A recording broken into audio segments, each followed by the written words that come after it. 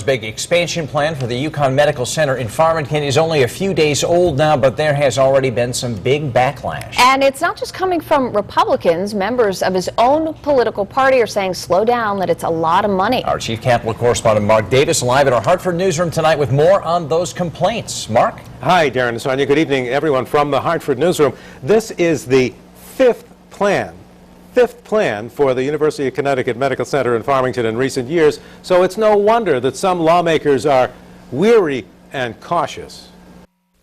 The start of today's General Assembly session was delayed by nearly 3 hours because of a very vocal opposition to the big expansion proposal for the U-Conn Medical Center in Farmington, announced by the governor just 2 days ago. I feel that there's pressures being brought to bear on the legislature to move this thing out of this committee before we've had a chance to digest it. We talk about spending as a job provider or promoter, and it hasn't worked yet. The long debate in the Finance Committee came from both Republicans and Democrats.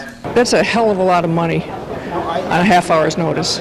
Malloy's plan, announced on Tuesday, calls for spending another $250 million in addition to $300 million already approved to expand the hospital, the research facilities, and the medical school. I'm being asked to gamble on a quarter of the bonding ability with very little information. They've been talking about this for 5 years and they've made no progress. Some are concerned that the expansion of the hospital and ambulatory care center will drain doctors and patients away from other hospitals in the region. That's going to destabilize the very precarious balance that exists currently in hospitals and cities throughout the region. The governor said today that it will do the opposite because more doctors will be trained and they'll do their residency in other hospitals. The two biggest beneficiaries of the changes that we're talking about are Hartford Hospital and St. Francis Hospital. Now, after all of this debate was concluded, some people were talking as though it was a filibuster.